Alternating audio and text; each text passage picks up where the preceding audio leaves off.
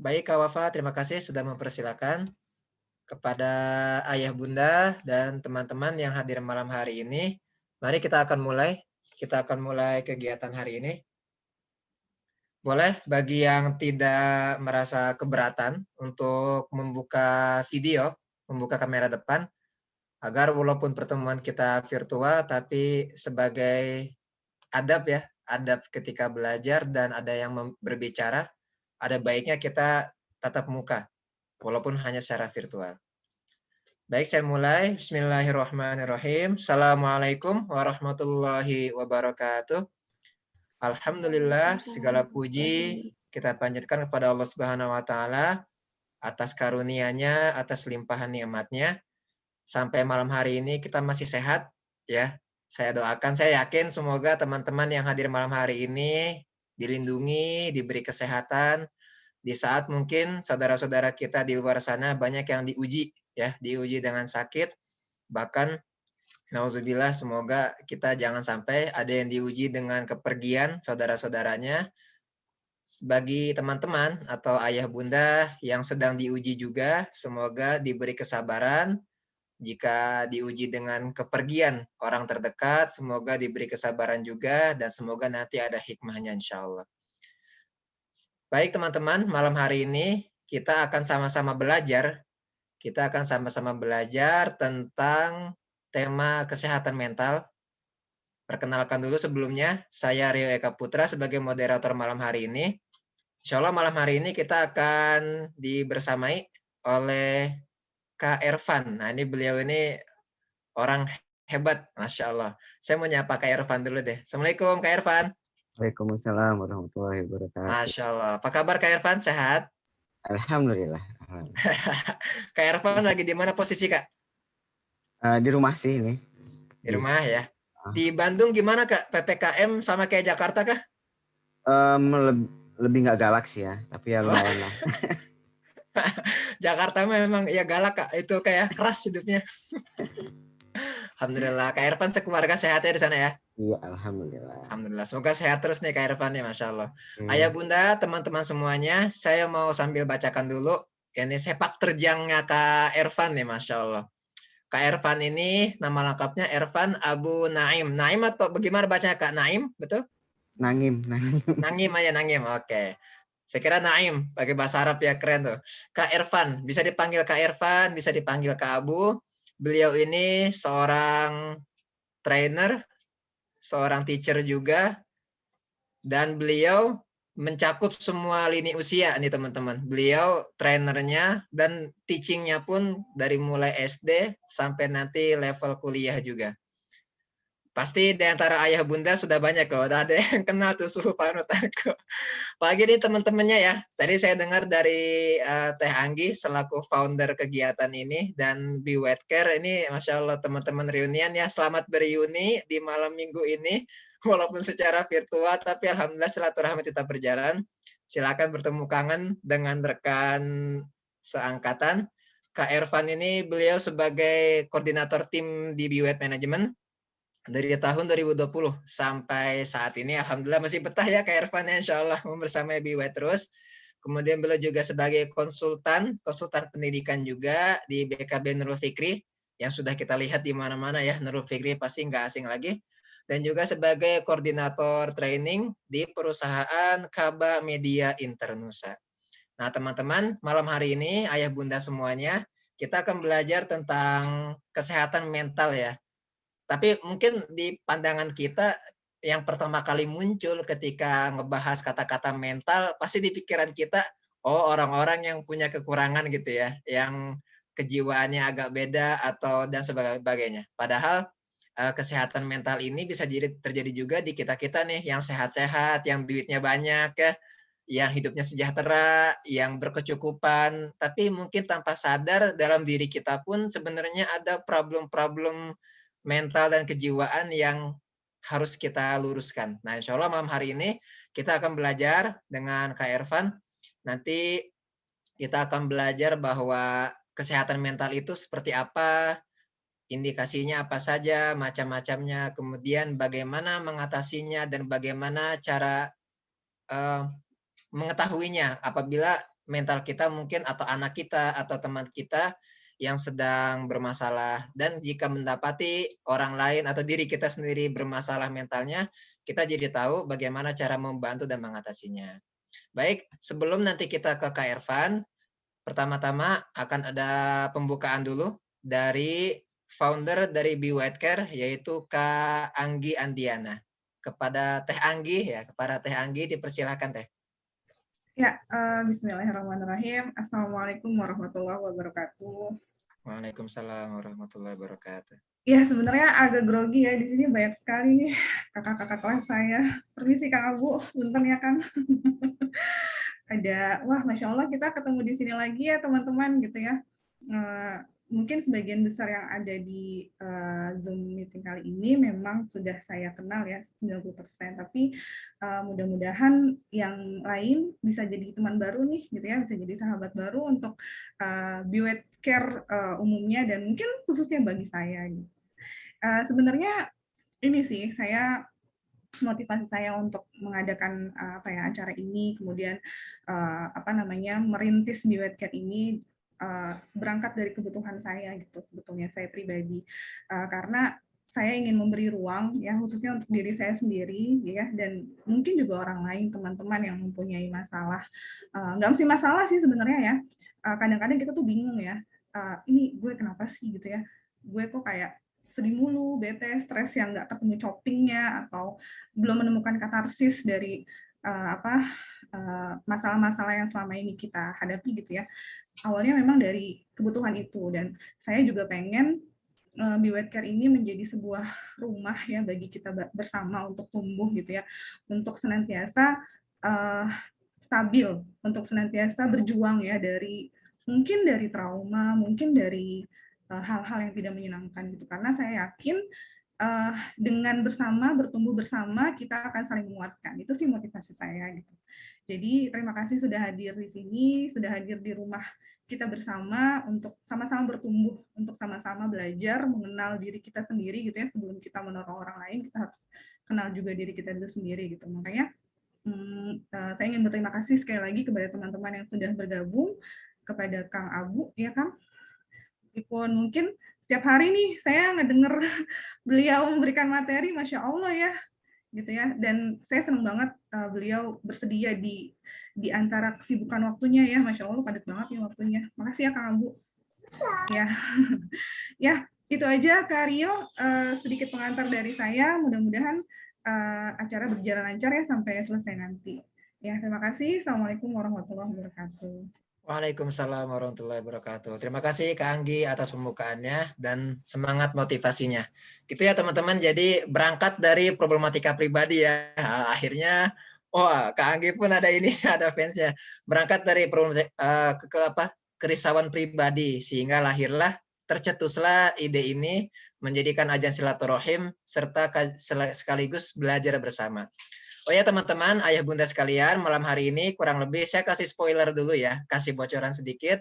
Materinya itu ada tiga judul besar, yaitu why, what, dan how. Why, kenapa? Kenapa kesehatan mental itu penting? Kita mungkin sehari-hari fokusnya perut ya, perut dan segala macamnya, tapi mungkin untuk kesehatan mental kita kurang diberi asupan ya mungkin ya. Jadi kita nanti akan dikasih pencerahan oleh Kak Irfan bahwa ini tuh penting juga gitu. Kemudian juga nanti yang kedua, pandangan-pandangan yang salah terhadap kesehatan mental yang sering kita dengar atau kita dapatkan dari berbagai artikel atau postingan nanti akan dibahas juga. Kemudian yang sesi ketiga adalah tentang korelasi antara kesehatan mental dengan fisik.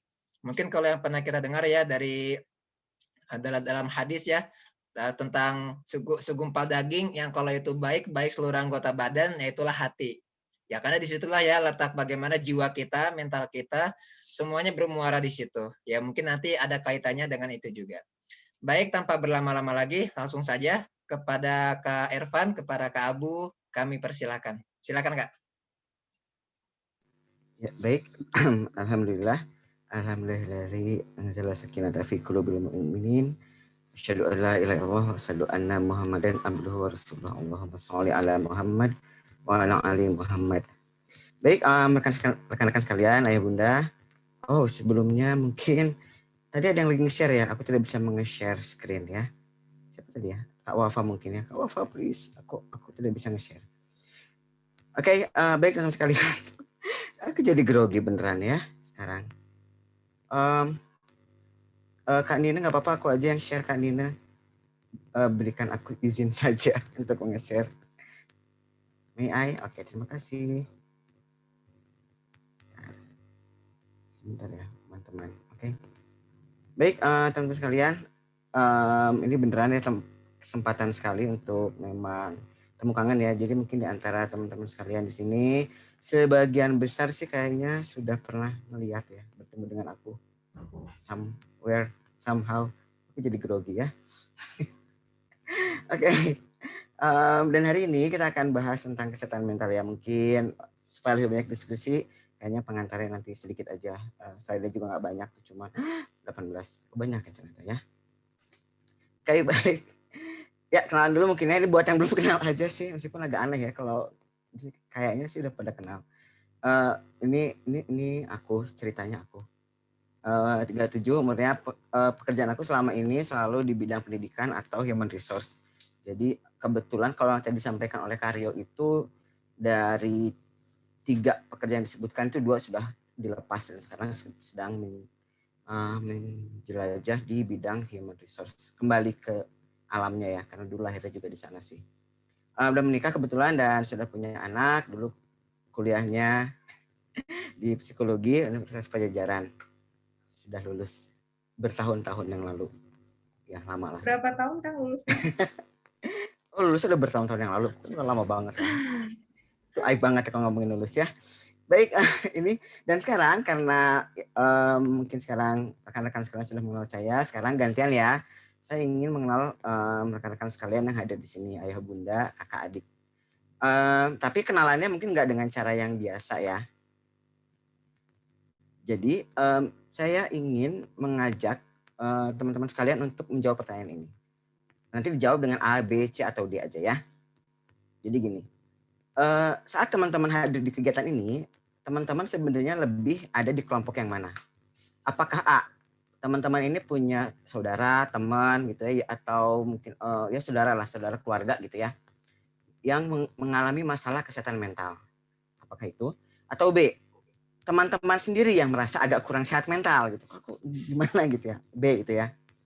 Yang B, meragukan kesehatan mentalnya sendiri. Atau yang C, mungkin teman-teman terlibat di bidang-bidang psikologi, social worker, mungkin teman-teman adalah guru yang mendampingi siswa, lalu melihat adiknya murid aku ada yang agak-agak terganggu deh, ada yang bermasalah deh. People helper lah ya, itu berarti pilihlah C gitu ya. Atau D, hanya ingin ketemu dengan saya saja gitu ya. Jawabannya boleh lebih dari 1 ya. Oke, dipersilakan. Jadi teman-teman termasuk kelompok yang mana? Oh my God, ada yang ABCD ya. Banyak yang mana nih? Nanti soalnya ini akan berpengaruh terhadap titik tekan gitu. Jadi nanti kita akan lebih banyak fokusnya di yang sebelah mana gitu ya. Oke, saya lihat dulu jawabannya. Loh, kok banyak ya D? Oh my God. Oh, bercanda nih. A, B, oke, A, B, D, ada yang C, A, B, oke, A, B. Oke, A, B aneh ya.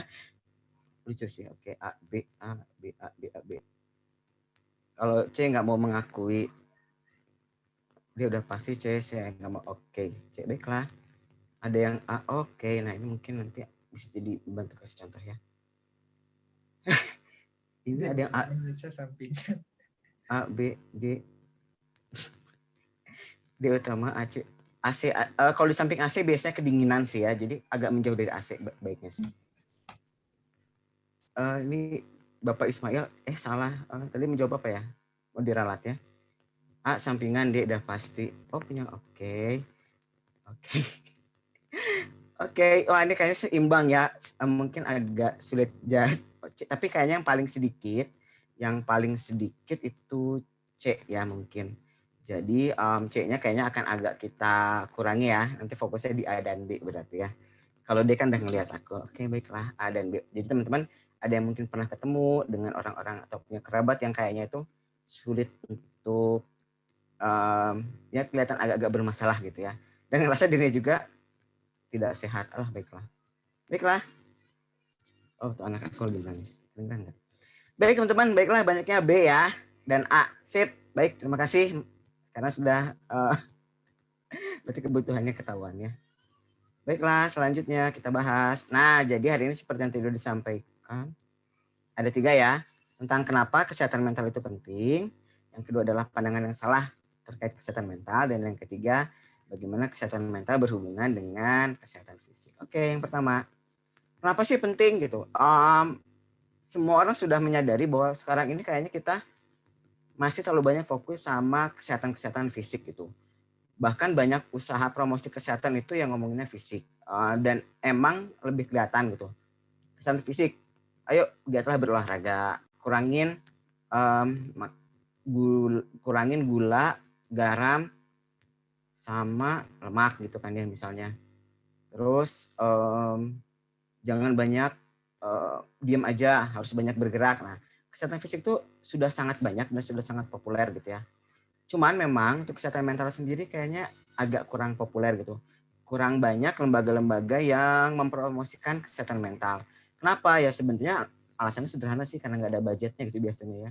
Ini kan aktivitas yang nggak kelihatan hasilnya gitu. Jadi kondisi promosi kesehatan itu menyedihkan. Orang itu kalau orang sakit, kalau dia diobatin kelihatan ya, asalnya pusing-pusing tiba-tiba jadi hilang pusingnya gitu ya, asalnya pegel-pegel dikasih salon pas hilang pegelnya. Tapi promosi itu kan nggak kelihatan gitu. Keberhasilan promosi kesehatan justru saat penyakitnya nggak muncul. Nah ini jadi orang bilang, oh ngapain promosi kesehatan, toh nggak ada penyakitnya gitu. Justru nggak muncul penyakitnya karena promosinya bagus gitu. Inilah kenapa kondisi sekarang ini juga kelihatan banget gitu. Orang ngapain sih cuci tangan? Kenapa sih harus physical distancing? Kenapa sih harus pakai masker gitu? Ya kalau nggak dilakukan baru kelihatan dampaknya. Kalau dilakukan orang bilang tuh baik-baik saja kok. Gitu. Kenapa mesti kayak gini ya? Justru karena kita melakukan hal itu gitu ya. Jadi emang agak-agak dilematis. Karena kayak helm lah. Helm itu justru kita harapkan nggak dipakai fungsinya gitu ya. Jadi promosi kesehatan itu justru kita harapkan jangan sampai promosi kesehatannya gagal. Kalau promosi kesehatan gagal, maka kita akan lihat berbagai macam masalah-masalah kesehatan di luar sana, termasuk juga dalam hal mental. Jadi ini susah emangnya, dilematis sekali promkes ini. Gimana, udah keren belum aku? Kok agak grogi nih teman-teman aku semua, ada ibu dokter lagi ya. Ampun ibu dokter. Baik, kita mulai dari awal. Sehat itu apa sih? Nah, sehat ini WHO tahun 2001 udah ngeluarin definisi ya yang sampai sekarang masih dipakai. Jadi ada 4 kata kunci dari kesehatan. Pertama, menyadari kemampuannya sendiri. Jadi kalau orang itu merasa tidak mampu, ngerasa dia tidak bisa, itu udah tidak sehat. Ya kan misalnya orang sakit secara fisik ya, kan asalnya bisa berjalan tiba-tiba jadi lemes gitu ya, asalnya bisa kamar mandi sendiri jadi nggak bisa. Nah berarti kan kemampuannya nggak bisa gitu ya. Dan yang kedua mampu menghadapi stres kehidupan. Nah, ini kesehatan mental nih. Jadi stres itu pasti ada orang yang baik dalam menghadapinya, ada yang enggak. Jadi kalau teman-teman merasa kelimpungan menghadapi stres, nah berarti ada flu mental gitu ya, agak-agak pilek dikit lah mentalnya gitu. Yang ketiga, dapat bekerja produktif, artinya orang-orang yang tidak mampu mendayagunakan kemampuannya, tidak produktif, hanya jadi beban gitu. Kalau main Mobile Legends dia tuh beban gitu, atau kalau di Naruto tuh kayak Sakura gitu ya, beban gitu. Nah itu juga dianggap memiliki tidak sehat gitu ya. Dan yang keempat, mampu berkontribusi pada masyarakat. Jadi kalau dia tidak dikenal oleh masyarakat nggak bisa meminta bantuan pada dia, itu juga dianggap tidak sehat gitu. Jadi emang jadi luas gitu ya cakupan kesehatan itu. Nah, jadi ada 4 nih aspek kesehatan mental yang bisa kita ukur ke diri kita sendiri. Pertama, berhubungan dengan kemampuan. Apakah diri kita bisa mengelola diri sendiri? Kita bisa bangun pagi dengan kesadaran sendiri, bisa tidur pada waktunya, tidak membiarkan diri kita kelaparan. Kalau udah lapar kita makan, gitu ya. Nah itu kemampuan minimal dianggap sehat. Kita lihat ada banyak orang-orang yang memiliki gangguan mental itu dia biasa tidak mampu mengurus dirinya sendiri gitu ya. Nah, ini udah ciri pertama. Jadi misalnya dia tidak mau membersihkan dirinya, tidak makan gitu ya, begadang terus, kalau siang-siang malah tidur. Nah, itu juga menunjukkan ada gangguan gitu. Karena berarti tidak hubungan antara dirinya dengan dirinya sendiri itu nggak baik gitu. Dia nggak tahu aku tuh maunya apa sih, pokoknya aku mau pakainya mager aja. Kamu tuh nggak boleh gini, tapi udah nggak mau. Nah, gitu-gitulah. Itu diskusi dalam dirinya seperti itu. Nah, yang kedua, stres. Nah, sumber stres ini biasanya adalah orang lain. Jadi kalau ada orang-orang yang tidak bisa berinteraksi dengan baik dengan orang lain, hobinya cari masalah mulu gitu ya, tidak bisa berkomunikasi dengan harmonis, nah ini bisa juga menunjukkan bahwa dirinya memiliki gangguan gitu. Misalnya nggak bisa menyampaikan keinginan, sehingga dia jadi korban terus, dia dimanfaatkan gitu ya. Kalau tidak mau berhenti makan, termasuk sakit mental nggak, Kang? Ini kayaknya kebutuhan. Kebutuhan gizi orang beda-beda ya. Jadi kalau orang memang kebutuhan gizinya banyak, kan kebutuhan kalori orang beda-beda gitu. Jadi bisa jadi bukan nggak bisa berhenti makan karena memang kebutuhan kalorinya tidak terpenuhi. Jawaban bijak dan keren itu. Oke, yang kedua ya, jadi berhubungan individu dengan orang lain. Jadi stres. Jadi kalau ada tantangan-tantangan hidup dari orang lain, dia dikasih tugas, dia malah tidak mengerjakan tugasnya, tapi dia juga nggak mau disalahkan. Nah, ini juga menunjukkan bahwa dia memiliki gangguan mental. Biasanya sih menjurusnya ke antisosial ya. Beda antara antisosial sama asosial. Kalau yang individu dengan individu ini namanya asosial. Jadi dia menarik diri dari lingkungan. Itu asosial, tidak bersosialisasi. Kalau antisosial dia memusuhi sosial. Kalau ketemu orang pengennya nyabok gitu ya, pengennya nyubit gitu.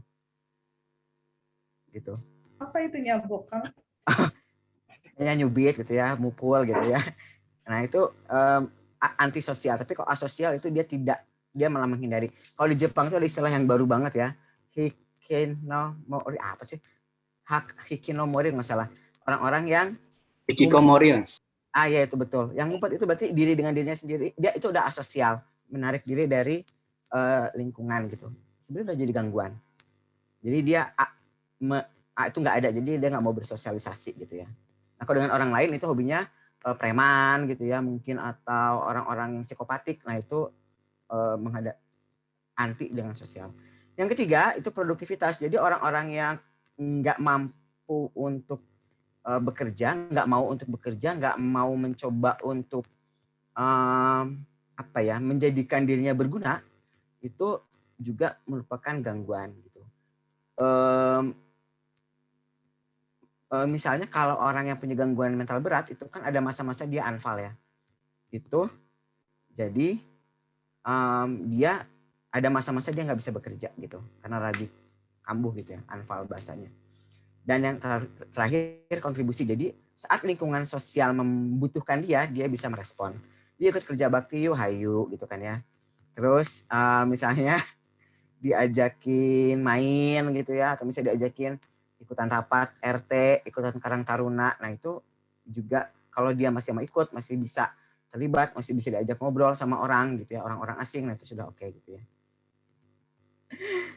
Ini chatnya rame ya, berasa curhat. Ini langsung bahasa kerennya itu flashback kali ya, flashback beberapa puluh tahun yang lalu. Oke, ada pertanyaan dulu ya. Buat teman-teman sekalian, kalau mau bertanya boleh langsung ya. Ini ada dari Ibu Meiti. Apakah orang yang menarik diri dari lingkungan dapat disebut juga dengan orang yang apatis? Apatis itu lebih kepada, jadi kalau apatis itu dia emosinya yang udah mati. Jadi bukan penilaiannya lebih bukan berat di sosial, tapi di emosi. Orang-orang yang sudah tidak lagi tergerak saat melihat sesuatu yang ada di lingkungan gitu. Jadi apati itu kan udah tidak peduli ya. Jadi mungkin dia mungkin akan berinteraksi jalan gitu ya. Tapi dia ngeliat orang yang lagi kesulitan, dia nggak merasa tersentuh. Dia ngeliat ada kucing kejepit, dia biarin gitu ya. Dia melihat ada orang mobilnya mogok, dia lempeng-lempeng aja gitu. Ada yang kebanjiran, dianya anteng gitu ya. Nah, kalau apatis itu lebih gitu. Jadi ada ketidakpekaan emosional gitu. Kalau secara sosial itu lebih ke sosial nantinya. Ini kalau nggak salah Ibu Meti ini mungkin di bidang sosial ya, udah mengenal istilah apatis. Oke, itu ya mungkin. Nanti pendekatannya akan berbeda. Hari ini mungkin kita nggak akan sampai ke treatment ya. Jadi kita baru pengenalan. Ini kalau tadi di awal ini beneran sebuah pengenalan. Jadi mungkin tidak akan banyak yang terlalu mendalam ya. Mohon maaf kalau buat yang pengen sangat-sangat mendalam. Oke, baiklah. Nah, cepat sekali ya. Udah poin kedua. Senang sekali nih. Ada banyak pandangan yang salah terkait kesehatan mental gitu ya. Ini apa sih sebenarnya yang salah? Oh, kok begini? Oke, kelihatan ya. Jadi setiap kita itu hidup dalam tiga lingkaran lah. Lingkaran terkecil adalah diri kita, individu. Lalu ada lingkungan sosial. Lalu ada lingkungan struktural seperti berbangsa, bernegara dan lain sebagainya gitu. Dan lingkungan ini berbeda setiap orang gitu ya. Nah, jadi ada faktor-faktor di lingkungan tiga lingkaran ini, baik diri sendiri, ada karakter seseorang, ada lingkungan sosial seseorang, dan ada lingkungan lebih besar, struktural seseorang yang bisa mendukung, faktor pendukung yang sebelah kiri, dan ada juga faktor-faktor yang bisa bikin dia itu menurunkan kesehatan mental dia. Gitu ya. Baik, sebelum kesini, yuk kita lihat dulu ke pertanyaan. Kalau soliter itu permainan kartu ya, kayaknya bukan ya. Kalau soliter atau solider, malah bahas itu ya. Kalau soliter gitu sebenarnya bagus apa enggak, Kak? Misalnya apa-apa lebih senang sendiri, apakah sama dengan introvert? Itu preferensi ya. Jadi parameter kan tadi, kalau dia bisa memenuhi kebutuhannya sendiri, dia bisa menghadapi stres, baik meskipun dia sendirian, kalau dia bisa bekerja meskipun dia sendirian, kalau orang-orang bisa menghubungi dia dan minta tolong ke dia meskipun dia sendirian, ya nggak masalah. Jadi kalau dia sudah ada cacat tadi itu, nah baru itu, jadi baru dia dibilang punya gangguan dalam kesehatan mentalnya. Tapi selama dia masih bisa berfungsi, ya atasannya nggak komplain gitu ya, tetangganya juga kenal dia, terus dia juga nggak merasa stres, ya udah nggak apa-apa sebenarnya kalau sendirian. Karena orang mungkin ada yang lebih senang sendiri ya. Gitu. Jadi parameter itu, jadi kalau DSM itu Diagnostic and Statistical Manual for Mental Disorder, DSM ya, DSM 4R nggak salah yang terakhir. Aku belum ngecek lagi. Itu parameter itu. Jadi kalau udah mulai orang, jadi gini, orang dibilang udah punya gangguan mental itu kalau orang sekelilingnya itu udah terganggu dengan dia. Apakah misalnya kok aku mesti ngurusin dia terus sih, kok dia nggak bisa ngurusin diri sendiri, kok dia makan mesti disediain, mandi mesti dimandiin, kemana-mana harus dianterin, kan orang terganggu ya, nggak bisa cari kerja, nah udah berarti sudah masuk ke gangguan. Tapi kalau dia masih bisa berfungsi dengan baik dan lingkungannya itu nggak komplain, itu nggak masalah. Dan ada batas waktunya. Jadi kalau orang lagi menyendiri cuman baru sehari 2 hari itu nggak masalah. Biasanya ada batas waktunya. Setiap gangguan mental itu berbeda-beda. Ada yang harus nunggu sampai 3 bulan, ada sampai 6 bulan, ada yang 2 minggu udah bisa kita diagnosa. Nah itu beda-beda. Tapi itu nggak akan kita bahas lebih lanjut.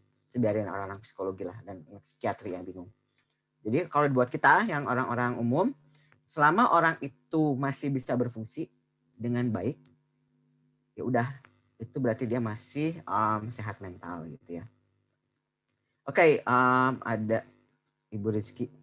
Bagaimana mengendalikan kesehatan mental di saat pandemi? Kebanyakan orang udah mulai bosan dengan rutinitas yang sama dalam rumah gitu ya, kontaknya terbatas dan terbatas ruang gerak dan nggak boleh liburan, itu yang paling parah ya.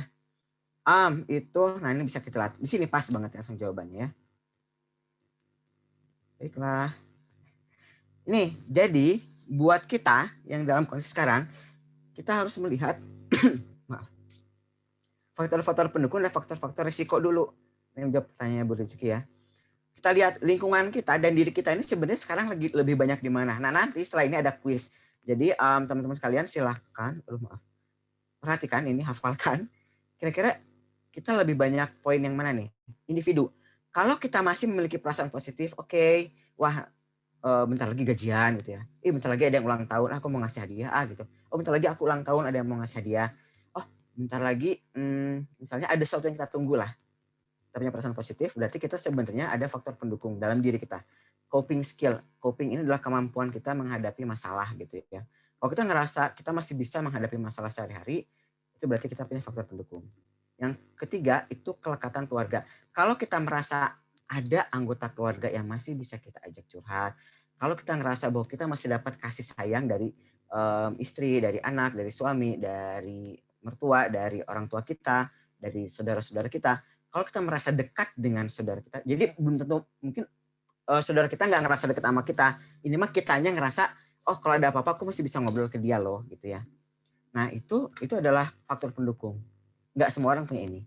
Terus selanjutnya kemampuan sosial. Kalau kita ngerasa adalah orang yang supel, gampang cari teman, kalau lagi bosan bisa langsung nge-WhatsApp orang gitu ya, bisa langsung ngajak chat orang, bisa langsung kita punya grup gibah fil barokah misalnya ya, gitu atau apapun gitu. Ada punya grup gibah barokah. Nah, ya berarti kita sebenarnya secara individu itu punya faktor pendukung yang banyak gitu ya. Dan yang pasti kesehatan fisik. Kalau kita punya kesehatan fisik yang saat ini masih prima, itu adalah faktor pendukung. Tapi ada orang-orang lain di luar sana dan mungkin juga kita yang sebenarnya beresiko secara individual. Pertama, orang yang cukup beresiko untuk terganggu mentalnya itu adalah orang yang rendah diri, yang minderan. Itu katanya itu punya lebih beresiko untuk mengalami gangguan dalam kesehatan mental gitu ya, menurun kesehatan mentalnya. Orang yang kurang percaya diri, dia tidak bisa mengekspresikan dirinya. Yang hobi jadi korban bully gitu. Nah itu bisa jadi dalam kondisi sekarang yang penuh dengan stres ini punya risiko lebih besar untuk mengalami gangguan kesehatan mental.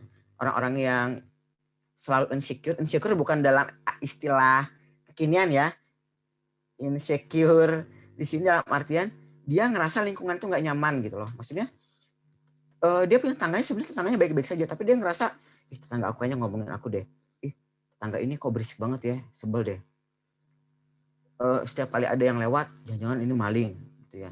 Ini kenapa sih tukang sate kalau lewat mulu sih, jangan-jangan dia mau maling ya. Nah, kalau dia merasa lingkungannya tidak aman, itu juga dia punya resiko gitu. Orang-orang punya disabilitas ini juga memiliki resiko lebih besar gitu ya, secara fisik ya. Dan yang terakhir orang-orang yang punya coping skill yang rendah gitu ya, nggak punya kemampuan untuk menghadapi masalah gitu. Oke, itu yang pertama, jadi dari individu gitu. Yang kedua sosial. Nah ini juga yang kedua sosial ya. Nah ini orang akan lebih terdukung dan ini kalau individu ini kita nggak bisa kendalikan ya, ini masing-masing, ini nafsi seorang harus menilai dirinya sendiri. Nah kalau yang kedua ini baru kita bisa bantu orang gitu. Ini ada pertanyaan dari Bu Rizky lagi, kebetulan baru muncul. Bagaimana sikap dan peranan yang dapat kita lakukan jika menghadapi seseorang dengan gangguan mental di lingkungan keluarga terdekat? Apakah kita harus selalu maklumi, mendengarkan curhat, dan setiap membantu masalah hidupnya atau bagaimana? Nah, kita sebagai orang di dekatnya, kita harus menjadi faktor pendukung bagi dia. Pertama, kelekatan. Kita harus melakukan upaya bagaimana caranya supaya orang-orang di sekitar kita merasa dia itu bisa mengandalkan kita. Gitu. Kelekatan itu di sana. Yang kedua, memberikan dukungan gitu. Dukungan ini dan ini nggak bisa dimanipulasi ya. Kita tahu kok mana orang-orang yang benar-benar tulus ngedukung kita, mana yang cuma sekedar lip service gitu ya. Jadi ya semangat maju gitu. Tapi pas sudah maju, ya udah dianya ngilang. Itu kan bukan dukungan ya. Yang ketiga adalah komunikasi. Seseorang yang kita lihat nih kayaknya orang butuh bantuan deh, itu harus kita ajak ngobrol gitu. Bahkan nggak harus komunikasi, bertemu dengan orang itu adalah obat alami untuk membuat orang itu merasa lebih baik gitu.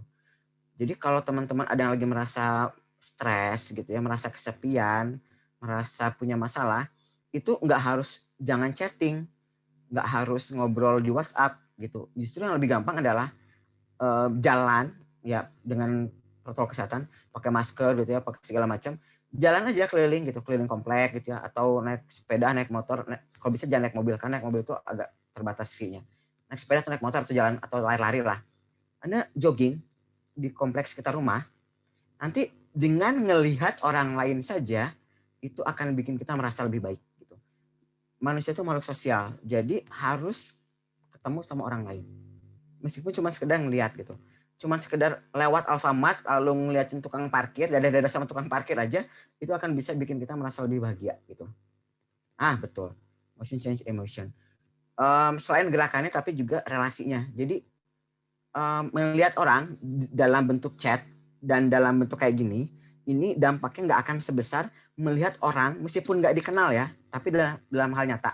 Kalau saya keluar, lalu saya main ke warung, lalu saya ketemu sama mbak-mbak warung, lalu pertukaran cuma sekedar beli ini, lalu saya ngasih uang, dia ngasih barang, itu dampak psikologisnya lebih besar daripada saya chat sama orang. Interaksi antar manusia itu dampaknya besar sekali. Gitu. Jadi itu cara bikin kita punya faktor pendukung. Melihat orang. Makin banyak orang, makin beragam orang itu makin baik. Gitu.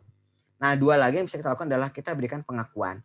Jadi, saat seorang itu merasa terpuruk, ini chatnya malah bahas yang lain-lainnya. Oke, baiklah. Gini, misalnya tadi ya, kita punya orang yang kayaknya itu mager gitu, dia nggak mau ngapa-ngapain. Saat dia nggak mager, lalu kita berikan pengakuan, makasih ya kamu udah berusaha keras. Saya tahu ini tuh berat buat kamu untuk bisa melakukan hal seperti ini. Gitu. Makasih udah mau berusaha. Pengakuan seperti itu saja, itu akan bikin orang yang sedang terpuruk itu lebih baik. Saat keluarga kita stres gitu ya, misalnya nih ada saudara kita stres gitu ya, dia tampaknya ya tampak riuh lah, tampak mungkin termenung, ngelamun gitu. Lalu tiba-tiba dia misalnya udah di kamar 3 hari nih nggak keluar kamar. Lalu dia keluar nih ya menemui kita gitu. Lalu kita bilang, makasih ya, aku tahu ini tuh susah buat kamu untuk bisa keluar kamar. Dengan mengakui itu aja udah bikin dia akan ngerasa lebih baik gitu. Karena kadang-kadang lingkungan kita nggak mendukung. Nah, contohnya di yang kanan nih, ada penolakan. Jadi saat penolakan ini bukan berarti dia dikucilkan ya, nggak dihargain gitu. Dia misalnya udah berusaha, dia merasa sudah berusaha keras. Tapi kalau kita bilang, kamu segitu aja udah bangga. Nah, itu penolakan. Itu akan bikin dia tidak mau lagi berusaha. Itu bagi orang-orang yang sedang sakit itu adalah tamparan yang begitu keras gitu. Gitu ya. Wah, ini berat sekali ya pertanyaan. Nanti jawab ya. Ada komplain. Ya, baik Ibu Hilda, terima kasih masukannya. Saya setuju nih sama Ibu Hilda ya. Nah, jawabnya nanti aja ya. Baiklah. Sip. Jadi, nanti di sosial, kalau nggak keluarga sih ya, lingkungan lah, mungkin teman-teman ada yang anak kos atau mungkin teman-teman kompleknya gitu ya. Ada kekerasan gitu.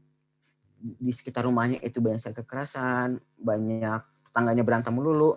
Itu akan bikin orang lebih mudah untuk turun kesehatan mentalnya.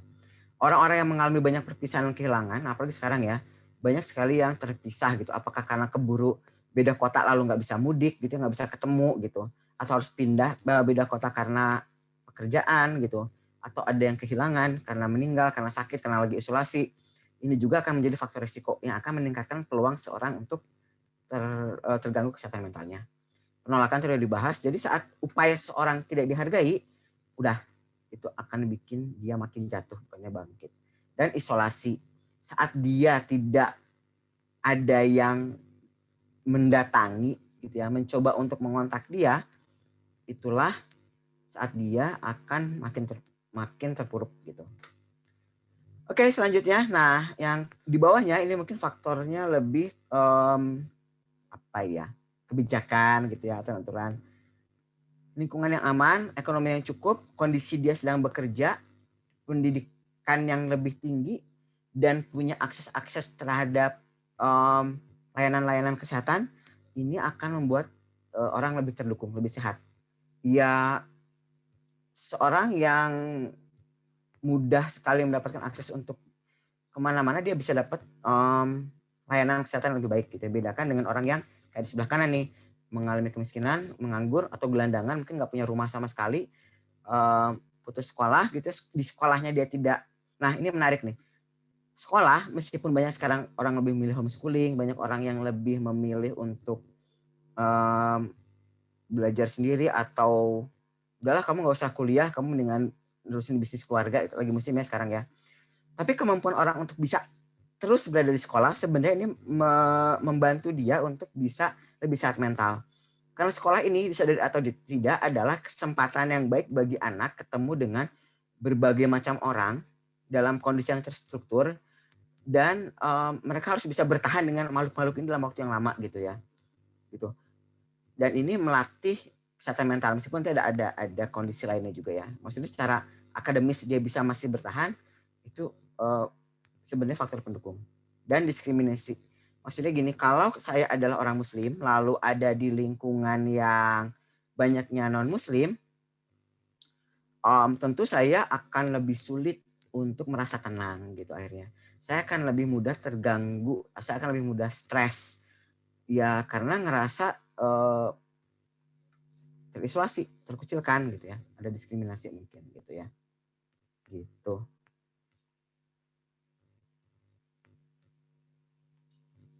Oke.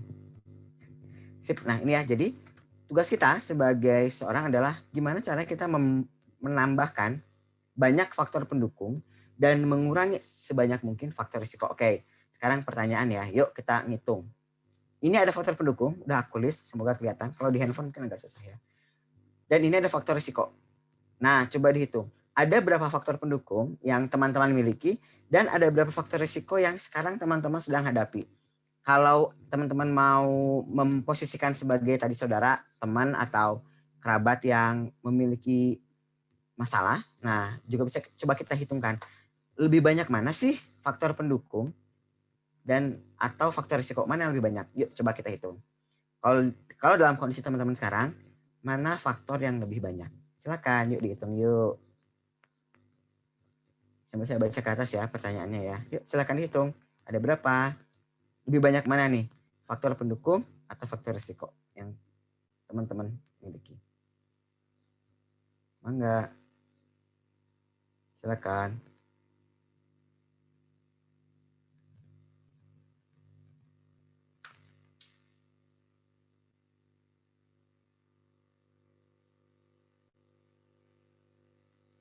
Oke, ada yang kelewat nggak ya pertanyaannya? Zona nyaman kamu beranjak. Oke. Emosi.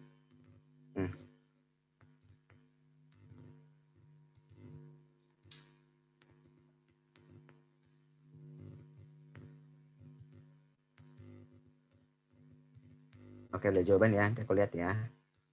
Oke, baiklah.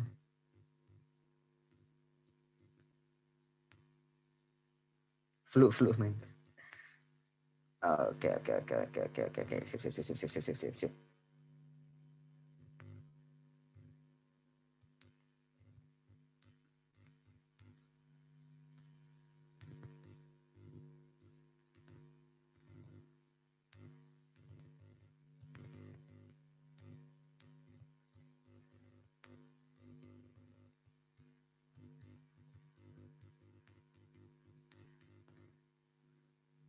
Oke. 11 pendukung, 4 risiko. Oke, banyakkan risiko, 12 pendukung. 7 pendukung. Wah, ini Bapak Rahmat, 7 pendukung, 9 risiko. Oh my God, berat sekali ya. Nah, ini nih. Oke. Ya udah, kalau yang banyak pendukung, alhamdulillah berarti teman-teman sebenarnya jadi gini, punya banyak faktor pendukung itu belum tentu sehat mental juga, tapi intinya gini, kalau kita itu adalah ikan ya, jadi kan ikan tuh unik gitu. Ada yang pernah memelihara ikan di sini? Kalau orang punya melihara ikan, ikannya sakit gitu ya. Ada yang pernah punya ikan nggak sih? Ada ikan sakit. Ikan sakit itu cirinya adalah dia tuh tiba-tiba sisiknya tuh agak siripnya atau sisiknya tuh jadi kayak daun ya, agak rapuh gitu. Terus mungkin jalannya berenangnya udah mulai gual-geol gitu. Yang menarik adalah saat kita punya ikan, lalu ikan kita sakit, itu kita nggak ambil ikannya atau langsung digoreng seperti kata Pak Ismail, Itu nggak kita lakukan itu gitu ya. Yang kita lakukan adalah saat ikan itu sakit, kita pindahkan ikan itu ke tempat yang lebih baik, ya nggak? Akuariumnya kita bersihkan, lalu kita ganti airnya, kita kasih oksigen, kita kasih anti klorin, mungkin kita kasih teman karena ikannya kesepian, lalu kita kembaliin lagi dia ke akuarium yang sudah lebih baik. Artinya memperbaiki kesehatan ikan tidak dilakukan dengan mentreatment ikannya, tapi mentreatment lingkungannya. Bagi teman-teman yang sudah punya banyak faktor pendukung, sebenarnya teman-teman sudah ada di lingkungan yang baik. Jadi sangat keterlaluan kalau teman-teman masih bisa sakit. Ini kebayangnya itu ada teman-teman tuh ikan di akuarium yang sangat luas, airnya jernih, oksigennya banyak, ada temannya, nggak ada bakteri di sana, selalu dibersihkan gitu. Kalau teman-teman ada di tempat yang banyak faktor resikonya, ya mungkin teman-teman ikan yang ada di comberan gitu ya harus berjuang keras supaya enggak mengalami gangguan kesehatan mental gitu. Bisa dengan meninggalkan lingkungannya, ya kita kan orang nggak ikan ya. Kalau ikan ya mungkin dia harus hidup di situ, tapi kan kita manusia, kita bisa pindah cari teman, cari lingkungan yang lebih baik dan lain sebagainya gitu ya. Ini lebih banyak positifnya ya, lebih banyak negatifnya. Oke, nah baik. Ini sebenarnya materi udah mau habis. Alhamdulillah berarti Bapak Ibu kayaknya banyak kesehatan mental ya. Oke. Nanti selain mungkin saya mau nambahin sebuah konsep tambahan yang kayaknya relevan ya sama itu pertanyaan teman-teman di sini. Baik, nah ini ada 3. Ini mungkin lebih kepada struktural ya. Jadi ada tiga tahap ya dalam menjaga kesehatan mental. Yang pertama ini adalah prevention. Nah ini yang paling nggak berduit lah. Jadi makanya kalau orang di dinas kesehatan tuh paling stres kalau udah ke bagian-bagian di promkes gitu, promkes kesehatan. Karena dia mesti melakukan sesuatu yang berhasil justru kalau nggak ada kejadian. Repot gitu. Nah, jadi ada yang universal, semua orang dapat. Seperti yang kita lakukan sekarang ini kan harus universal ya. Semua orang dapat. Minimal tahulah, jangan jauhi orang dengan gangguan jiwa, apa yang harus dilakukan kalau ketemu semua orang gangguan jiwa, dan seterusnya. Ada yang selektif, nah ini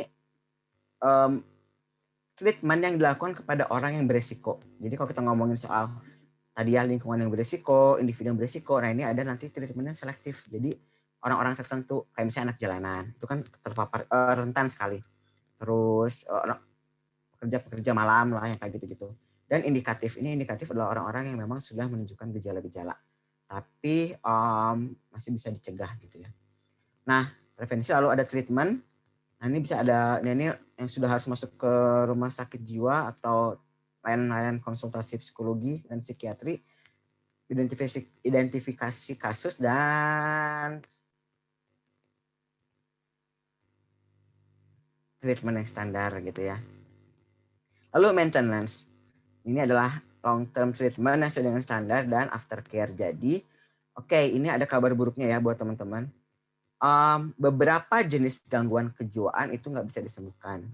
Lalu, nah ini yang menarik nih juga perlu kita luruskan ya. Semoga belum pada tahu nih, kalau tahu nggak ramai juga jadinya.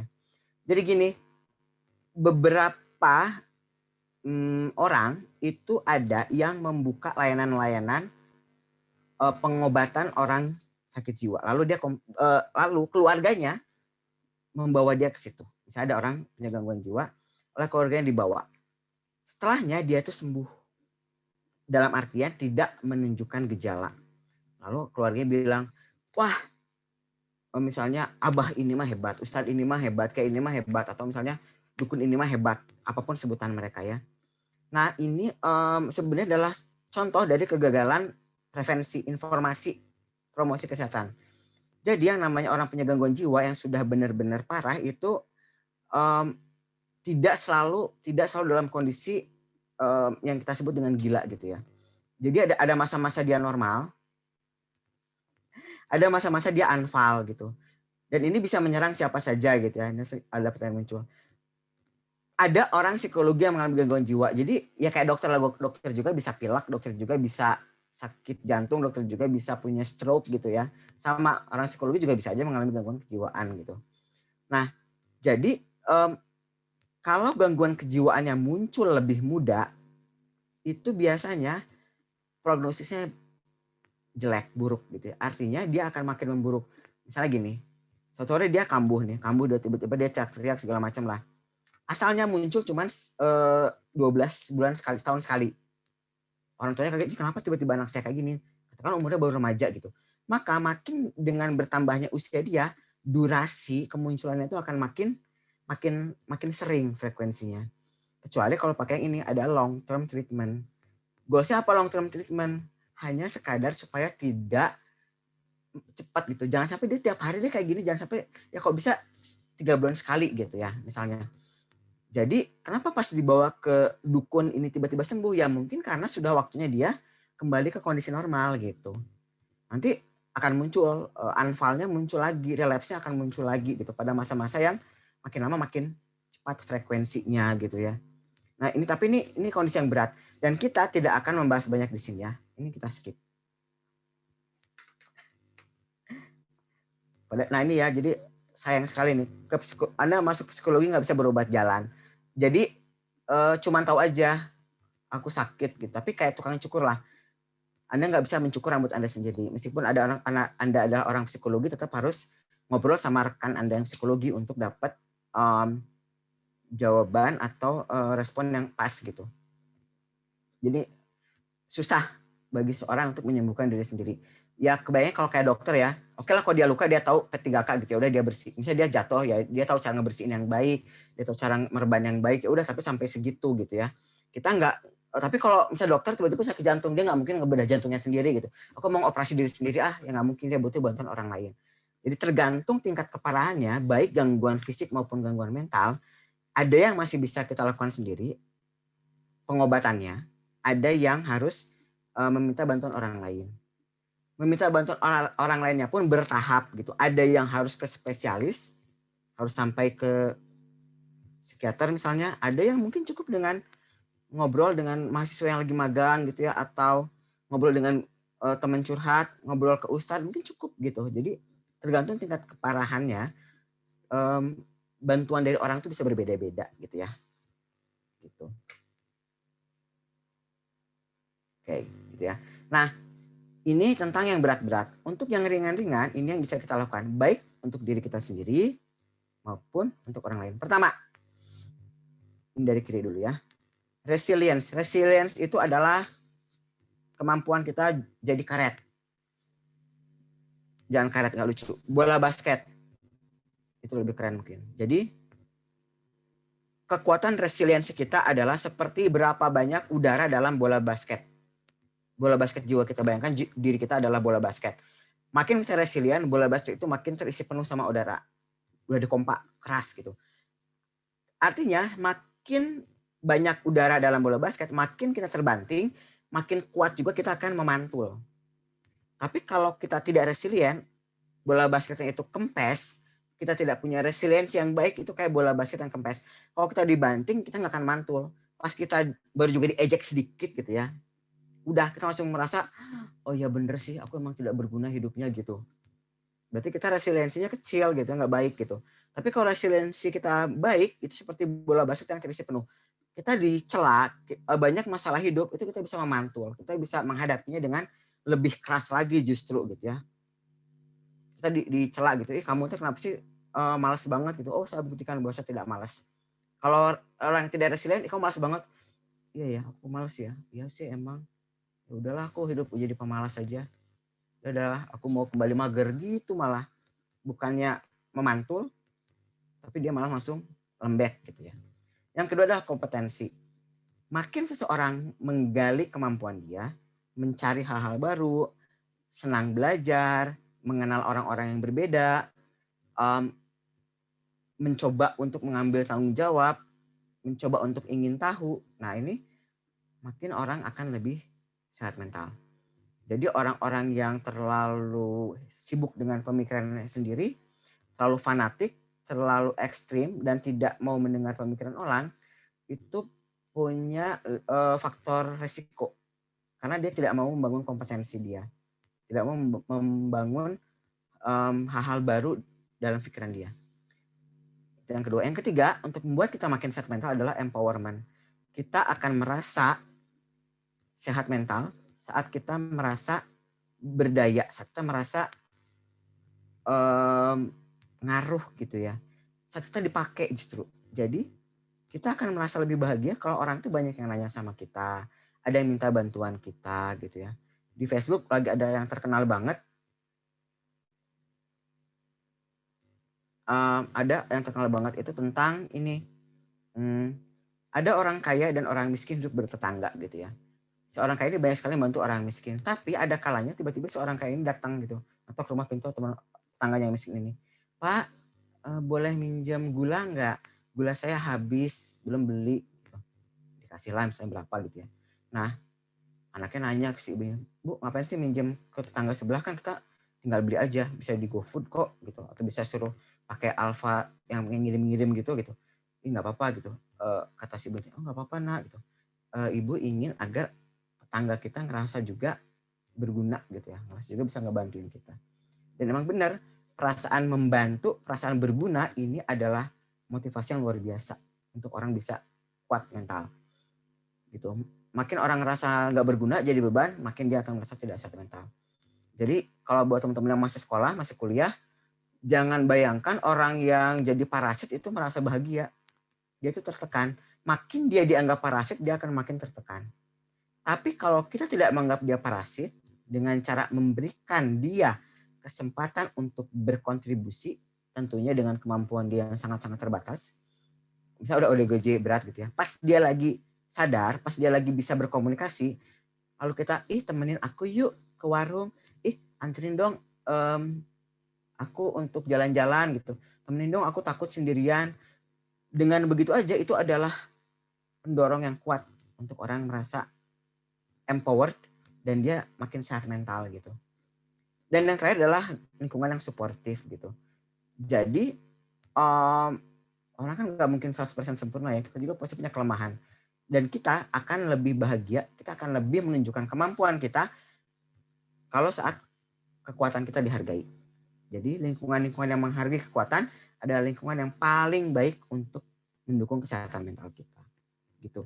Nah, 4 hal ini yang bisa kita bangun dimanapun untuk bikin kita dan orang-orang sekitar kita sehat mental. Kalau kita balik berarti kita ajak orang untuk resilient. Misalnya, katakanlah saya punya adik gitu ya. Adik saya ada di sini kebetulan, biarin lah. Adik saya ini misalnya IPK-nya jelek gitu ya. Lalu saya punya 2 pilihan. Untuk membangun resiliensi dia, saya akan mengatakan kayak gini. Ini bukan kamu deh. Kamu tuh bisa lebih dari ini kok gitu. Kamu pasti lagi nggak serius ya kemarin belajarnya. Karena aku yakin kamu tuh bisa sebenarnya. Ini pasti kamu lagi hilaf aja gitu. Udahlah kalem weh, semester depan pasti bagus kok gitu. Jadi beda antara orang yang menjatuhkan dengan orang yang percaya pada kemampuan kita itu beda. Dan kita harus mengelilingi diri kita dengan orang-orang yang percaya bahwa kita bisa gitu ya. Kita harus buang orang-orang yang membuat kita merasa ragu dengan kemampuan kita dan merasa bikin diri kita nggak berdaya gitu. Oke, ada pertanyaan lagi nggak ya? Sip. Nah, sebelum kita lanjutkan, ini ada banyak banget. Aku intip sedikit ya. Baiklah. Kalau ada yang kelewat nggak apa-apa ya. Oke, Nas. Ini kayaknya saya jeda dulu dengan pertanyaan karena mungkin ini perlu waktu buat menyerap mungkin ya. Biar nggak kebawa emosi atau kena pasir hisap curhatan orang gimana, Kang? Kadang-kadang mereka jadi tergantung sama kita. Sedangkan kondisi kita nggak selalu baik. Oh, jadi korban curhat. Oke. Ini kayaknya di bawahnya ada pertanyaan yang serupa ya. Tadi dari Ibu Uroh. Ini juga Kak Abu, kalau ada orang yang curhat dan curhatnya sering banget, dia nggak suka dengan, karena bahwa dia nggak suka dengan orang lain. Dia sebut manusia parasit, dia sulit menghilangkan rasa nggak sukanya bertahun-tahun. Karena masih dalam lingkungan keluarga. Oke. Apakah orang itu bisa apakah orang tersebut ini maksudnya orang yang curhatnya apa yang dicurhatinnya ya? Oke, baiklah. Ini aku kasih gambar ya. Aku mesti menggambar dulu. Oke, whiteboard. Share.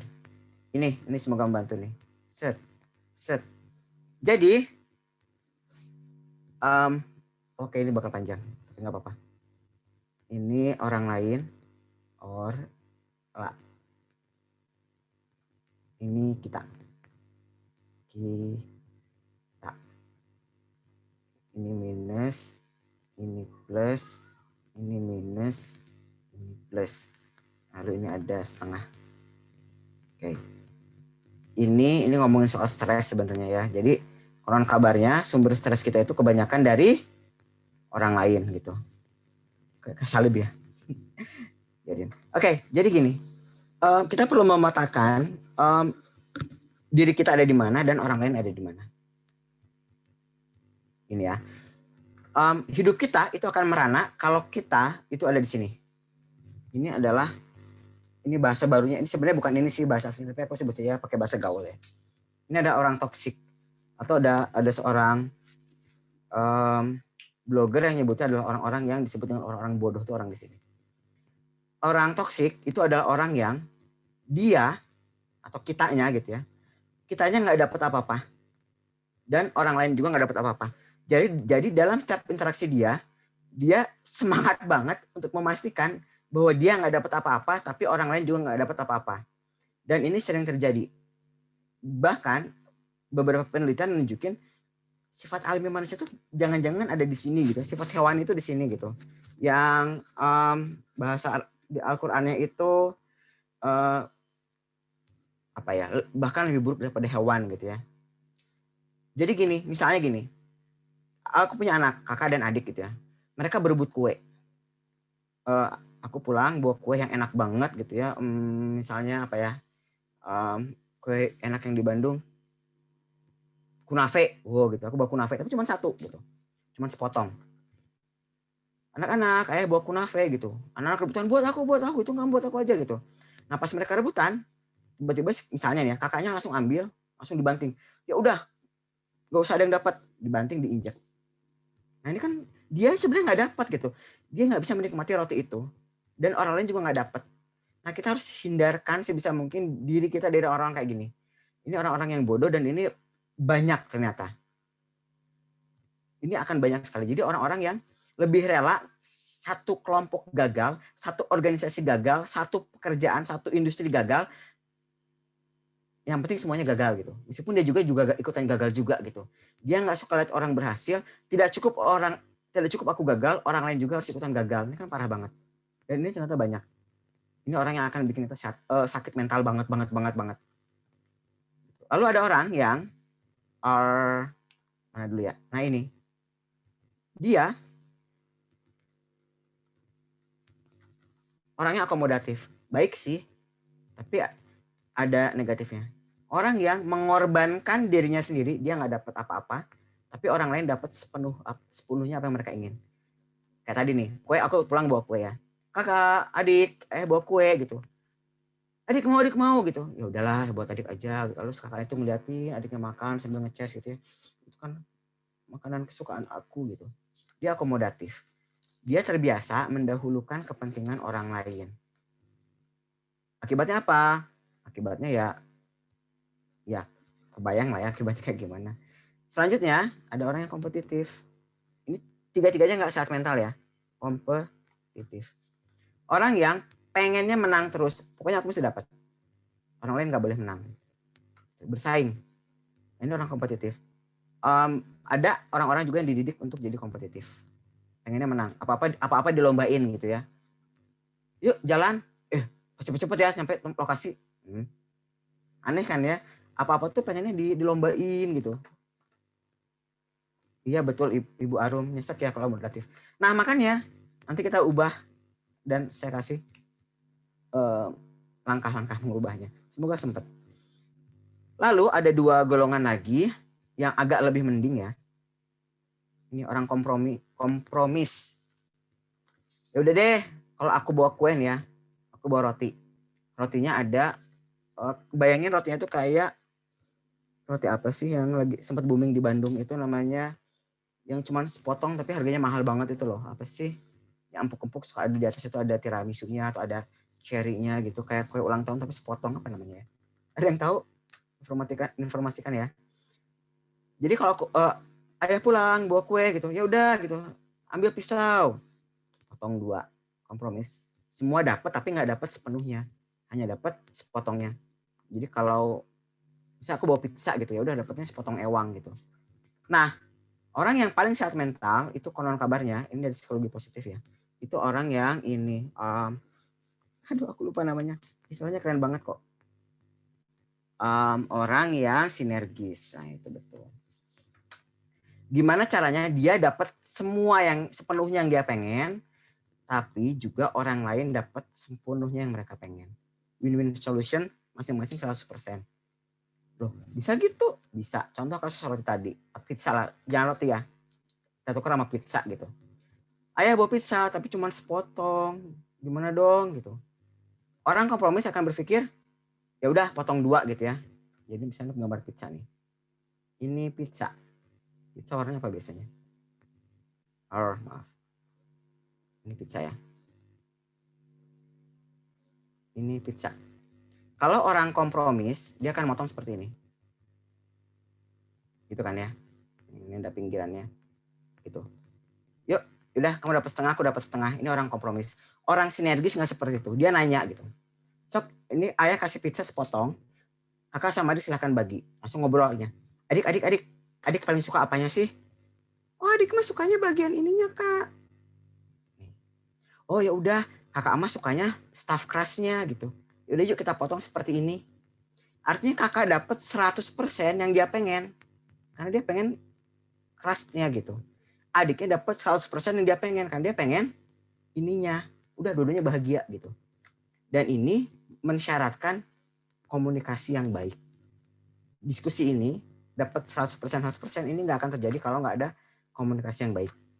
Nah, jadi dari akomodatif untuk menjadi sinergis ini harus ikutan yang namanya asertif. Suka ada trainingnya biasanya. Asertivitas. Maaf, aku ganti jadi teks aja ya. Susah ternyata. Ini harus belajar asertif. Gitu. Nah, kalau dari sini ke sini, dari yang kompetitif, biar bisa sinergis, ini harus belajar empati. Nah, ini dulu aku udah sempat bikin pelatihan ya. Belum pernah di launching. Sedih banget ya. Gitu. Jadi untuk mengakomodasi 2 orang. Jadi nggak cukup hanya pelajaran asertivitas.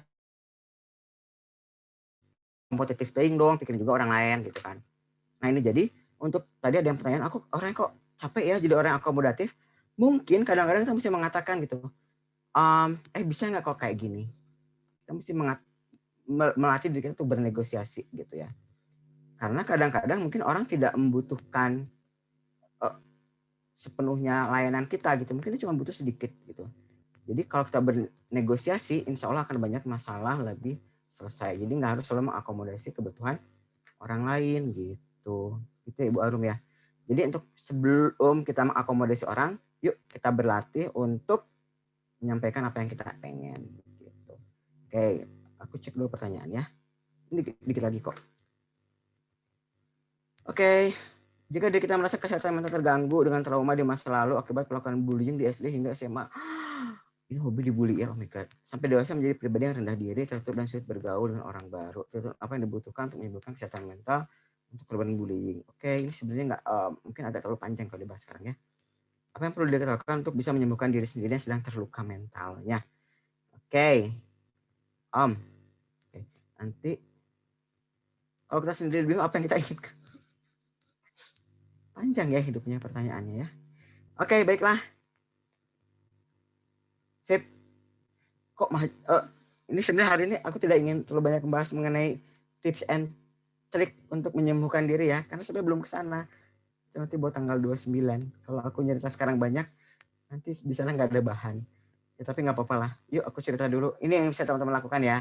Jadi kesehatan mental itu berkaitan sama kesehatan fisik. Ini how ya. Gimana caranya kita bisa meningkatkan kesehatan mental tapi pakai fisik. Oke. Jadi hubungan gini. Jadi orang-orang yang depresi katanya itu biasanya setelah dia depresi tiba-tiba muncul stroke, muncul diabetes, dan muncul sakit jantung. Jadi ternyata kondisi fisik itu bisa mempengaruhi kondisi mental. Dan sebaliknya, orang-orang yang punya kondisi mental terganggu, itu juga kondisi fisiknya buruk. Jadi teman-teman, nah ini juga mohon disebarluaskan, ini penting banget nih. Ada yang bilang, iya anaknya, kenapa sih orang gila kok nggak ada yang sakit gitu ya? Itu bohong banget. Jadi orang gila itu, orang yang dalam artian yang sudah emang di jalanan gitu ya, kok dia nggak pernah sakit sih, nggak pernah masuk angin sih, jangan salah. Mereka tuh sakit juga, bahkan lebih parah, karena nggak ada yang ngurus. Jadi tingkat mortalitas, tingkat kematian orang dengan gangguan jiwa itu tinggi sekali, tinggi banget. Karena mereka nggak bisa menyampaikan gangguan yang mereka alami, orang juga segan membantu mereka nggak bisa ngurus diri sendiri, dan saat mereka diurus biasanya sudah terlambat gitu, jadi udah parah. Dan karena ciri khas orang dengan gangguan jiwa adalah dekorum itu adalah tidak bisa menjaga kebersihan diri, artinya akan memburuk kondisi fisiknya. Jadi bohong banget kalau ada yang bilang orang gila tuh malah sehat fisiknya, itu enggak banget. Justru malah banyak yang meninggal nggak ketahuan gitu ya, dan lain sebagainya gitu ya, karena nggak pernah diekspos aja, kita nggak tahu gitu ya, seperti itu. Jadi salah banget gitu, justru kita harus lebih perhatian karena mereka tuh gampang sekali sakit gitu ya, gitu. Ada statistiknya tapi di Indonesia malah nggak diekspos, tapi kalau di luar negeri itu udah ada berapa persen yang sampai meninggal, berapa persen yang sakit gitu ya. Oke. Nah terus ada pertanyaan yang menarik sekali tadi ya. Nah, oke, ini dulu ya. Jadi, kesehatan mental dan kesehatan fisik itu ada dua. Ada yang langsung, contohnya, ada orang yang ngerasa punya sakit fisik padahal dia nggak sakit. Ini disebut dengan, apa istilahnya, aku lupa juga. Histrionik ya. Ini, Pak Dokter, ini aku sakit tenggorokan. Gue diperiksa nggak? Sehat kok Pak. Bapak sehat banget, tenggorokan nggak ada apa-apa. Masa sih? Kemarin suaraku tiba-tiba hilang. Aku nggak bisa teriak gitu. Jadi dia ngerasa sakit padahal dia sebenarnya sehat. Psikosomatis oh beda, kebalik Ibu Novia. Psikosomatis itu bukan kebalik. Kalau psikosomatis itu kondisi fisik yang muncul karena stres. Jadi kebalik. Kalau histrionik itu adalah dia sehat tapi merasa sakit. Aku kayaknya gatal-gatal ya. Padahal Pak, aku gatal-gatal nih Pak. Coba diperiksa dong. Enggak kok, kulit Bapak sehat. Kelembabannya cukup. Bapak nggak kekeringan. Bapak juga asupan vitaminnya juga baik. Kayaknya Bapak nggak sakit deh.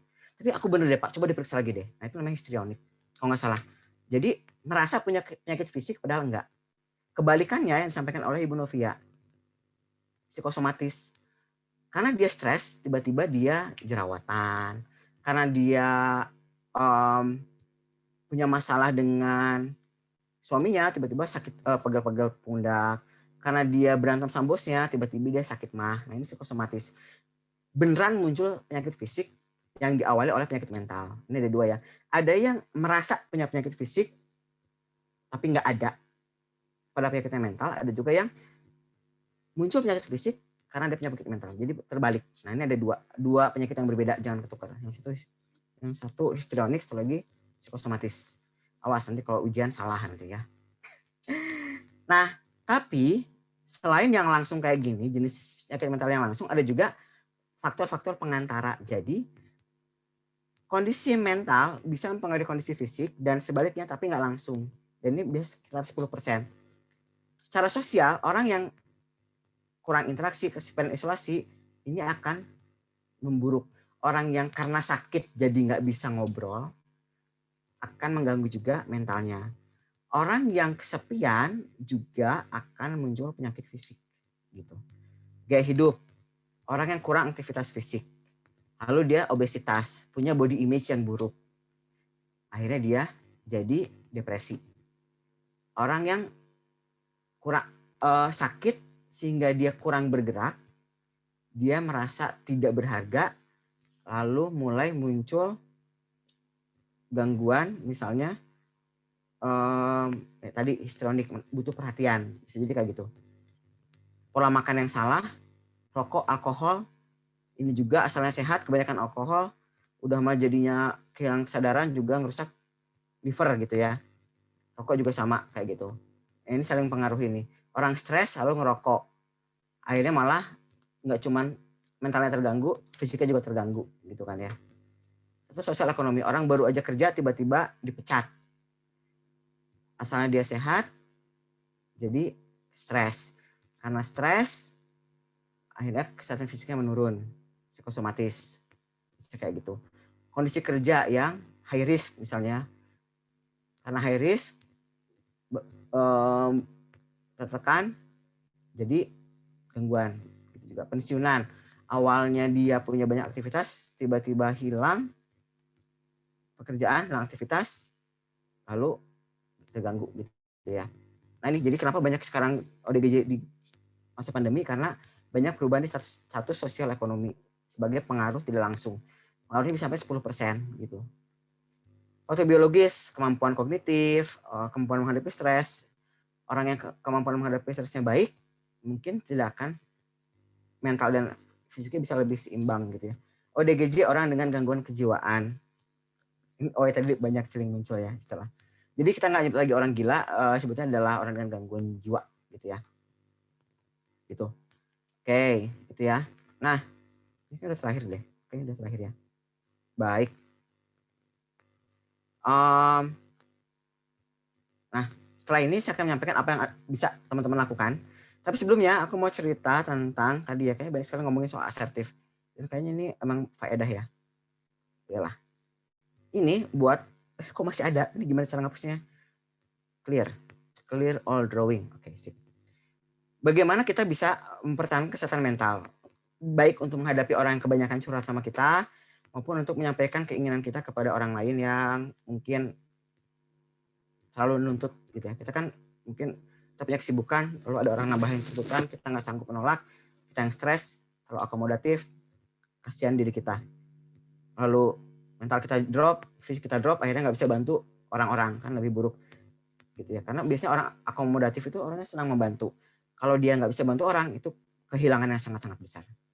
Jadi untuk menjadi asertif, ada 3 langkah. Yang pertama adalah maaf, kayaknya mendingan saya pakai teks ya. Observasi 3 langkah asertif. Observasi, ekspektasi, ini harus digeser. Dampak, maaf. Ini kali ya. Nah, ada 3 hal yang bisa dilakukan. Jadi, misalnya ada orang, kita ingin, asertif bisa 2 ya, kita minta tolong orang atau menolak orang minta tolong. Bisa kita menolak orang, ini bisa ini gitu ya. Ada orang, saya lagi di kantor, tiba-tiba ada orang datang gitu, Pak Irfan, bisa nggak bantuin saya melakukan bla bla bla bla yang di luar tugas saya gitu ya. Oke. Terus saya bilang gitu, observasi. Karena saya tahu kondisi kerja, saya bisa bilang, oke, saya observasi ini bisa ke kita ataupun ke orang lain ya. Saya bisa bilang 2 hal. Pertama, oke, saya sekarang lagi mengerjakan ini. Terus saya lihat kayaknya si X lebih luang. Pengamatan saya dong. Dampaknya itu, kalau saya bantuin kamu, nanti takutnya kerjaan saya nggak beres. Nanti kerjaan saya nggak beres, kamu juga yang kerjaan kita juga yang bakal terhambat. Lalu kita ngasih ekspektasi, bisa nggak kamu tanyain dulu ke dia untuk bantuin kamu. Kalau dia nggak bisa bantuin, baru kamu ke saya lagi. Gitu ya. Jadi kita itu menolak itu harus berdasarkan data dan fakta. Itu orang bisa lebih mudah nolak. Yang pertama. Dan ini pun bisa digunakan untuk bikin orang menuruti apa yang kita lakukan. Contoh, anak kita susah banget disuruh untuk ngeberesin mainan. Anakku juga sama sih. Kadang berhasil, kadang enggak. Aku bilang observasi kayak gini. Ini biasanya kalau yang observasi ibunya lebih berhasil daripada ayahnya. Ibunya tuh kalau ngomel kayak gini, bagus banget. Aku suka cara istriku ngomel. Kak, tuh Kak, lihat nggak itu berantakan? Dia mengajak anaknya melihat. Oke, Kak, kalau gini teh, Bunda jadi susah jalan. Bunda jadi susah lewat gitu. Kalau kakak udah main, bisa nggak yang udah dimainin diberesin, nanti boleh ngambil mainan yang baru. Menyampaikan apa yang dia lihat, dampaknya, dan harapannya. Ini adalah cara menegur orang yang elegan, gitu ya. Kalau jadi gini, daripada aku bilang, ih kakak mah nakal ngeberantakin kamar, itu bikin anak pasti nggak akan terima gitu ya. Tapi kalau kita menyampaikan apa yang kita amati, kita berharap anak kita berperilaku. Dan kalau orang berperilaku, bisa dilakukan nanti, sekarang, kapanpun gitu ya. Observasi dan ada ekspektasi, jadi anak tahu apa yang mesti dilakukan gitu. Ini yang kedua. Jadi asertif bisa dilakukan untuk mencegah orang ngomong, mencegah orang minta bantuan ke kita, bikin orang berhenti ngomong, atau yang kedua membuat orang berhenti melakukan sesuatu. Nah, lalu ada tips lain untuk kita lebih asertif, itu adalah tips dengan menggunakan jurus radio rusak. Ini efektif banget, tapi asal tega. Jadi, kalau kita sudah memutuskan, tetap pada keputusan. Saya gini, Pak Irfan, bantuin dong, bisa ya edit MOU. Aduh maaf, saya tidak bisa. Pak Irfan, please lah, nggak ada yang lain lagi. Maaf, aku lagi nggak bisa gitu. Please lah sekali ini aja. Aduh, kamu pasti kerepotan ya. Tapi maaf, saya nggak bisa. Dengan kita membiasakan, jadi kayak radio rusak gitu. Yang keluar itu lagi. Nah, radio sih ya, tip rusak gitu. Dengan kita mengulangi bahwa kita nggak bisa, itu udah, itu orang nggak akan, dan nggak usah ngasih alasan. Nah ini tipsnya. Kalau teman-teman memakai metode radio rusak, ini tipsnya jangan beri alasan. Kenapa nggak bisa? Ya nggak bisa aja gitu. Soalnya kalau kita ngasih alasan, orang-orang toksik, orang-orang yang racun tadi, itu akan mengcounter alasan kita. Pak Irfan, tolong bantuin dong rapiin MOU. Aduh maaf nggak bisa. Kenapa Pak? Soalnya ada kerjaan nih. Ya udah nanti udah kerjaan itu ya Pak ya gitu. Saya nggak bisa jawab gitu. Iya, kalau udah kerjaan saya beres, saya nggak punya alasan lagi kan. Maaf saya nggak bisa gitu. Kenapa nggak bisa? Aduh, aku lagi nggak bisa dapat tambahan kerjaan gitu. Gitu aja gitu. Jadi ya nggak bisa aja gitu. Ya, orang nggak perlu ngasih alasan kalau dia nggak bisa melakukan sesuatu gitu kan ya. Atau bisa bilang, bisa minta tolong lain kali nggak gitu. Pas datang masih nggak bisa gitu. Jadi tips radio rusak ini akan berhasil kalau kita nggak ngasih alasan. Kalau kita ngasih alasan, dia akan terus menjawab gitu ya. Dan cara ngejawabnya dengan tentunya dengan sopan ya. Aduh maaf ya gitu, aku tahu kamu sibuk, kamu susah, tapi saya lagi nggak bisa bantu kamu sekarang. Aduh maaf ya, kamu pasti kecewa ya sama saya karena saya nggak bantuin. Tapi saya nggak bisa bantu kamu sekarang. Maaf ya, kamu pasti sakit hati sama saya. Tapi saya nggak bisa bantu kamu sekarang. Gitu, itu cara paling efektif. Saya pernah pakai dan dahsyat sekali. Gitu. Itu ya. Oke, itu buat yang kedua. Terus yang ketiga, ini mungkin jawaban terakhir. Ini ada berapa yang kayaknya butuh tips untuk ngadepin orang curhat ya. Ngadepin orang curhat itu, ini aku jadi flashback waktu ngasih materi buat para mentor ngadepin curhat anak-anak. Ini jurusnya 3. 1, ini aja, pakai ini aja lah, udah paling aman. Paraphrasing. Dan ini jurus paling kojo, paling dahsyat, yang cukup dengan 1 jurus ini. Jadi dengerin orang curhat itu kan nggak harus ngasih solusi. Tugas kita adalah menyampaikan kembali apa yang dia sampaikan dengan bahasa kita. Kak Abu, aku mau cerita. Aku baru aja putus sama pacar. Oh ya ampun. Kamu apa yang emang gimana? Harus gitu dulu dong. Cerita bla bla bla bla. Ya udah aku tinggal ceritain aja. Tinggal dengerin aja gitu ya. Jadi sebenarnya tips paling gampang untuk supaya kita nggak ikutan stres saat dengerin orang stres adalah dengan kita nggak memikirkan solusi. Tugas kita adalah menemani. Kita ikutin alur berpikir dia, gitu. Jadi karena kalau kita ngasih solusi, jadinya itu kita berantem sama dia, capek gitu ya. Ke solusi A, tapi udah gini. Ke solusi B, kita apa gini. Sebenarnya mau solusi nggak sih gitu? Kan kesel ya. Jadi udah kalau ada orang curhat, ikutin alur berpikir dia maunya sebenarnya lagi butuh apa sih, butuh didengerin atau butuh solusi gitu. Kalau butuh didengerin ya udah dengerin doang gitu. Ini mungkin nanti akan kita bahas lebih panjang nanti ya, karena ini akan sangat-sangat panjang sekali pembahasannya. Atau bahas yang paling populer ini sih sebenarnya ya. Refreshing ini kalau lanjutannya adalah teman-teman bisa harus rajin-rajin melatih diri buat yang hobinya dengan orang curhat. Ini rajin-rajin bikin goal setting sebenarnya sih. Jadi gini, pas orang datang mau curhat ke kita, itu kita harus berkesempatan untuk nanya ke dia, apa sih yang kamu pengen gitu. Kak, aku mau curhat, aku baru putus. Oke. Kamu pengen, mungkin bahasanya gitu ya. Oh emang gimana ceritanya? Udah nyerita gitu.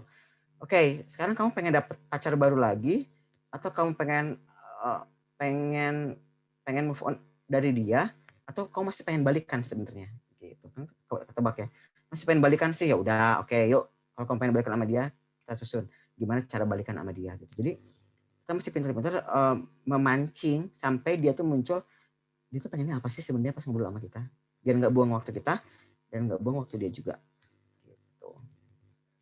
Itu sih ya. Oke, kayaknya aku udah kepanjangan ngomong, udah kelamaan juga kita ya. Oke, baik teman-teman. Nah, setelah ini, maaf ya buat yang nggak kejawab, I'm so sorry. Apa yang bisa kita lakukan? Yang bisa kita lakukan adalah 4 hal. 1, teman-teman cek lingkungan teman-teman hidup saat ini. Apa yang masih bisa dikembangkan? Apa faktor risiko yang masih bisa kita buang, yang masih bisa kita minimalisir?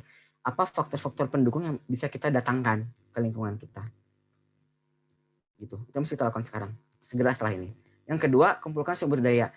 Kalau kita punya orang yang mengalami gangguan di rumah, siapa sih orang yang bisa kita ajak ngobrol, bisa kita ajak kerjasama untuk sama-sama nemenin dia, untuk bisa sama-sama bikin dia ngerasa berharga, untuk bisa sama-sama kerjasama bikin dia pas dia melakukan satu hal yang baik diperkuat gitu ya. Apa sih sumber daya yang kita punya? Ada nggak nomor-nomor kontak? Termasuk nomor aku. Teman-teman sekarang sudah punya nomor saya dan saya berikan hak untuk teman-teman curhat ke saya. Ini nggak sumber daya ya. Siapa orang-orang yang bisa teman-teman ajak ngobrol? Siapa yang bisa teman-teman minta bantuan kalau ada masalah tertentu? Kumpulkan sumber daya. Yang ketiga adalah berbagi. Maksudnya, kalau ini bermanfaat, tapi teman-teman ngerasa ini kayaknya kalau orang ini tahu lebih bagus deh. Ya silakan teman-teman share slide ini, teman-teman jelaskan kembali pada orang itu, sehingga bisa jadi tim sama buat teman-teman untuk ngebantu orang lain lebih banyak. Dan yang keempat adalah jalin relasi. Jadi Johan In membuat penelitian. Ternyata orang yang kecanduan itu bukan karena zatnya itu bikin kecanduan, tapi karena dia itu nggak punya orang untuk diajak ngobrol. Bukan diajak ngobrol sih ya. Dia tidak merasa ada diterima. Dia tidak merasa menjadi bagian dari sesuatu. Maka dia larinya adalah ke banyak. Bisa ke alkohol, bisa ke narkoba, bisa ke pornografi, bisa ke jadi playboy, segala macam. Kecanduan lah intinya. Tapi kalau saat dia punya relasi yang mendukung, keluarga yang hangat, teman-teman yang akrab, itu akan bikin dia lebih mudah untuk gak kecanduan. Jadi relasi itu adalah salah satu kunci yang bisa teman-teman lakukan. Lakukan ini secara bertahap, ini stepnya jelas ya. Jadi pertama pastikan dulu lingkungan Anda sudah steril. Pastikan teman-teman adalah ikan yang ada di akuarium yang seger dan banyak sumber daya. Baru nanti bisa berbagi dan jalin relasi. Langkah yang akhir ini akan lebih berat kalau langkah 1, 2 ini belum terpenuhi. Gitu ya. Oke, baik itu aja dari aku. Silahkan dibagikan. Ini nomor kontak boleh dihubungi. Oke, mungkin saya serahkan dulu kepada Kak Rio ya. Mangga Om Rio. Masih bangun? Silakan. Shalom masih Kak. Alhamdulillah, Masya Allah. Jazakumullah khairan. Teman-teman ya malam hari ini dapat pencerahan yang sangat mencerahkan. Masya Allah. Materi yang dibawakan sama Kak Irfan ya, Kang Abu.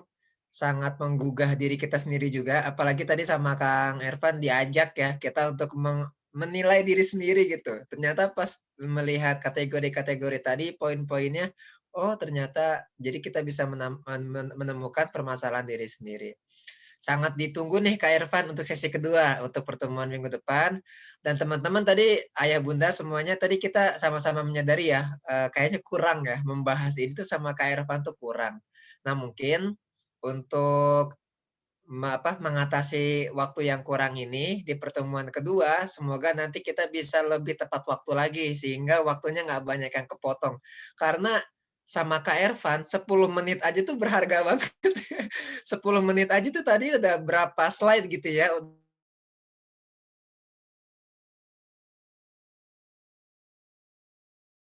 Udah berapa pembahasan dan berapa pertanyaan yang terjawab. Yang freeze ya. Oke. Karena itu teman-teman semoga nanti saya mengajak ayah bunda, teman-teman semuanya dan untuk diri saya pribadi, semoga nanti di minggu depan kita bisa hadir lebih tepat waktu lagi, insya Allah. Terima kasih untuk Kak Irfan atas waktu luangnya dan semoga di minggu depan kita semua diberi kesehatan, diberi kelancaran, bisa berjumpa lagi. Untuk itu dari saya sebagai moderator hari ini mengucapkan terima kasih. dan juga minta bila ada kekurangan atau kesalahan kata-kata dan mari kita tutup dengan bacaan Alhamdulillah dan sampai bilang alamin. Wassalamualaikum warahmatullahi wabarakatuh. Kepada semuanya, kakak dipersilakan bagi yang mau live. Jangan lupa join grup WA. Yang tadi diomongin di grup. Silahkan. Terima kasih Kak Wafa, Kak Nina semuanya yang jadi admin dan operator. Kak Irfan, sampai jumpa lagi Kak Irfan di kesempatan berikutnya. Iya. Oke, boleh live aja ya. Terima kasih semua yang sudah hadir.